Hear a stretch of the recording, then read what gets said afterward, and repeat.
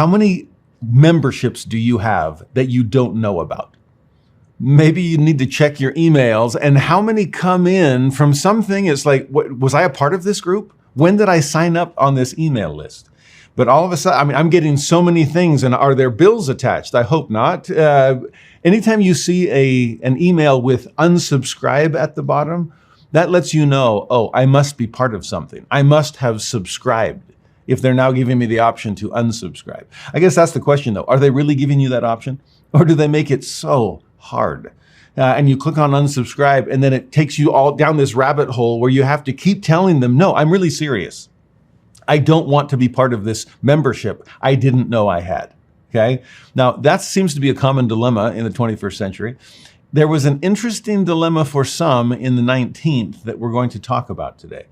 But the specific membership I want to wrestle with for a moment is our membership in the Lord's church. As a member of the Church of Jesus Christ of Latter-day Saints, what would happen if I got to a point where I wanted to hit an unsubscribe button? And I don't want to be a part of this.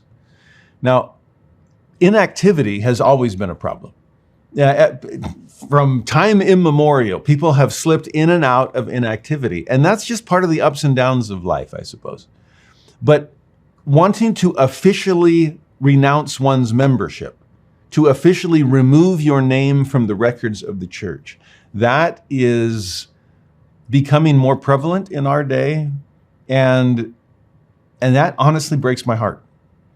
There is something to, I'll put it this way, from their standpoint, they're probably, many of them don't feel like they're walking away from anything. It's a part, I didn't know I had a membership, so to speak, or I no longer want the one that I have. If you perceive the church as a mere social organization, then it's easy to quit the organization. I don't want to be part of the club. But if this is the kingdom of God on the earth, if this is the Lord's restored church, if this is his covenant people, then this is no mere unsubscribe button. I am removing myself from that shared identity. Recently, I read an article in the Salt Lake Tribune from a man who had grown up in the church and eventually decided to leave it, but leave it formally. And he was talking about that. The article was really fascinating to get his inside perspective. Now, he's a funny, he's got a great sense of humor. And it was his humor that in some ways helped him navigate that experience. But it was hard for him at first. He was really wondering, am I giving the church too much credit by formally withdrawing my membership? Is that sending a signal that I take the church seriously enough to consider my membership something that needs to be formally withdrawn? Or is this something I'm just so sick and tired of them reaching out, and I'm on email lists and bishops and elders quorum presidents keep sending ministering brothers to me. I just want to be done. But the way he described it, I'll quote from him. He said, I debated ardently with myself about whether I cared enough about this to go through the steps of having my name removed. And thus began a 2-year period wherein I delivered a daily monologue to my husband, who had never been religious and whose eyes would glaze over as I spoke, because he could not possibly understand why I was treating any of this as more momentous than canceling a Netflix subscription. Interesting. What's the big deal? Who cares? You're part of something you don't want to be a part of. Hit the unsubscribe button. You're done. But it was much more complicated for this former member. Do I want to be a former member officially? Or do I just want to live my own life, but still have my name on the records? Well, he decided eventually, I want to be officially out. So he went to his parents' bishop and asked, can I do this? The bishop handed him a laptop and said, well, write a letter of resignation. And this man didn't know how to do it, and neither did the bishop. So this man in the article kind of laughs and says, it was so sad to watch this bishop Googling anti-Mormon sites to try to find out how does one write a formal letter of resignation. Well, eventually this man decided, I think I can do this on my own. Let me try. And this is what he wrote. He said, while he did some research, while Bishop was doing some research, I decided to take a crack at it. And to my surprise, the most formal 19th century religious language buried deep down within began pouring out of me. And I found myself typing something like this. Here's his resignation letter. Dear the church, I hereby forevermore relinquish unto you my everlasting covenants. In the name of the Father, the Son, and the Holy Ghost. I showed the bishop my draft and asked if what I had written would work. He looked at it, puzzled, and then muttered, I think they'll get the point. Now, he goes on and has some humor throughout the rest of his article, but I can't help but hurt for the way he described it, because it was somewhat comical, but in many ways blunt and accurate, relinquishing forevermore his hold on that everlasting covenant. This was more than canceling Netflix. This was more than hitting unsubscribe. I don't want to be a part of this. And it's a covenant that I am breaking. Now, in his defense, he wasn't feeling like this was a covenant anymore. If I don't believe in God and don't believe in the church, then I was just playing religion anyway. And now I don't want to play anymore. But is this just play? Is this something that is deserving of comic relief? Or is a decision so intense that, yes, relief is needed? I want you to see something in section 85 that might help put some of this in perspective. That story that I had read in the newspaper recently really put section 85 into starker terms than I'm used to reading. Start in verse 1 and 2. It is the duty of the Lord's clerk, whom he has appointed, to keep a history and a general church record of all things that transpire in Zion, and of all those who consecrate properties and receive inheritances legally from the bishop, and also the manner of life, their faith, their works, also of the apostates who apostatize after receiving their inheritance. Now, this was never meant to be Big Brother. This is not the Lord's clerk taking notes on everything you do. But it was a matter of church membership. We saw records being kept from John Whitmer on down, right? Early on in the Doctrine Covenants. We are a record-keeping people. And as far as church membership, and Temple recommends, we had some lessons earlier on a month or so ago about some of the things that led to a need for that. Well, here, especially if there are legal transactions with properties attached, then yeah, you better have a paper trail. You have to have things on record. So what have you consecrated to the Lord? What is the Lord consecrating back to you? Remember, there's private ownership in the stewardships of consecration. So yes, keep track of all of that. But then notice verse 3. It is contrary to the will and commandment of God that those who receive not their inheritances by consecration, agreeable to his law, which he has given, that he may tithe his people to prepare them against the day of vengeance and burning, should have their names enrolled with the people of God. Now, there was a bit of a tangent there, or an aside in the middle, an insertion, to explain what consecration was all about, how it related to tithing, and so on. But the gist of the matter in verse 3 is, it's contrary to the will and commandment of God. If you don't want to be a part of things, then it's contrary to have your name enrolled with the people who do want to have a part of things. That's where you get this idea of official membership and official resignation of membership. Do I want my name on the records of the church? And if this is more than just a church, lowercase c, if this is more than a mere man-made social organization, then I guess the question is, do I want my name written on the book, in the book of life? Do I want to be associated with the saints as the Lord is trying to create a chosen people and an holy nation? Do I want to consecrate and covenant, or do I want no part of it? Because if I don't want to be numbered among the saints, then I cannot be named among the saints. You remember Moroni chapter 6? The 4 verbs that members need to be numbered and named so they can be remembered and nourished.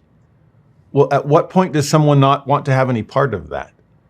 And if we're at a point where I don't want to be numbered among the saints, then no, I will not be named among them.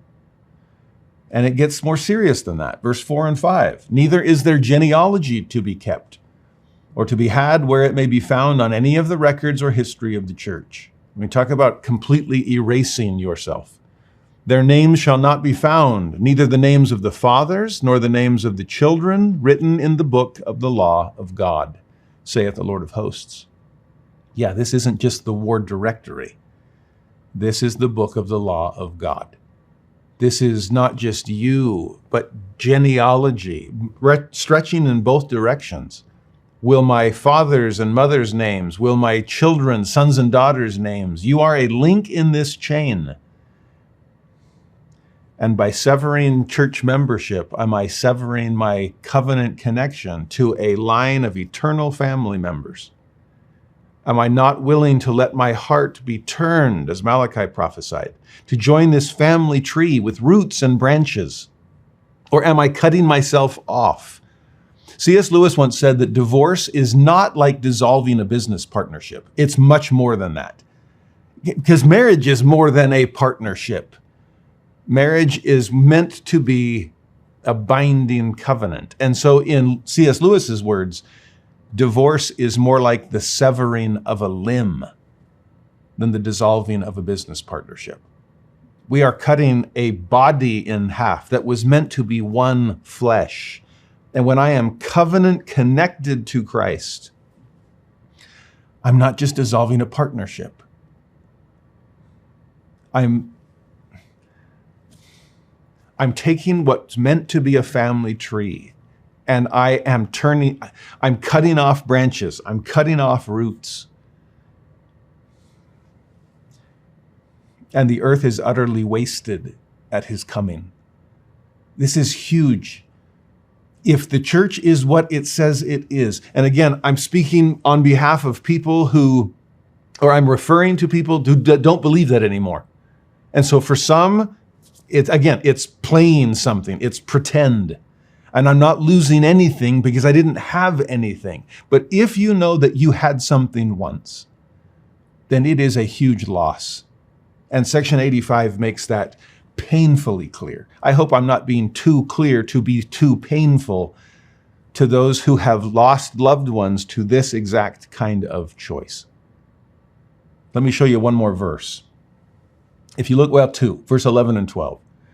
They who are of the high priesthood, whose names are not found written in the book of the law, or that are found to have apostatized or to have been cut off from the church, as well as the lesser priesthood or the members. So top to bottom, high priesthood, lesser priesthood, members of the church, left and right, top to bottom. In that day, they shall not find an inheritance among the saints of the Most High. Therefore, it shall be done unto them as unto the children of the priest, as will be found recorded in the 2nd chapter and 61st and 2nd verses of Ezra. Now, talk about an interesting cross-reference. Does the 2nd chapter of Ezra pop into anyone's mind like, oh yeah, that one? Oh, verse 61, 62, yeah, I know that. Well, go back and look at it. And what is it? People who claim to be part of the tribe of Levi, the ancient priesthood tribe, but did not have the genealogy to back up those claims. If you can't trace it all the way back to Levi, you do not hold priesthood. And they were put from it. That's serious. Now, the Lord is serious in Section 85 as well. And if we are serious about our covenants, we cannot cavalierly cast them aside. It's not as simple as clicking unsubscribe. Am I forever relinquishing my claim on a covenant relationship with God and with people that I want to claim forever? My friends, I'll put it this way. If someone decides to leave the church, how far do they want to leave it? How official do they want to make it? I've had conversations with some saying, we will do our best not to drag you kicking and screaming back into the building, but you don't have to leave and lock the door behind you. What do you say? I am willing to leave it closed, but you're willing to leave it unlocked. If you want to close the door behind you, fine. I will not force it open and force you to return. I won't shame you back into church activity. I will honor your agency and respect your decision to leave. I will love you and stay connected to you. But it's that connection I want to preserve. And so, do you really feel like you have to take the formal steps? Some people do, but to take the formal steps to close the door and bar it, lock it, and make a formal declaration that you never intend to come back in. There's a balancing act on both parts there. And maybe if we didn't force so hard on one side, they wouldn't feel like they have to force so hard on the other. But I wonder if there are ways to stay connected. I hope that as we wrestle with these things, especially in terms of the decisions of our loved ones, or maybe decisions we're wrestling with ourselves, I hope we understand what it is that we are doing. And we take those decisions as seriously as the Lord himself does, as these verses have suggested.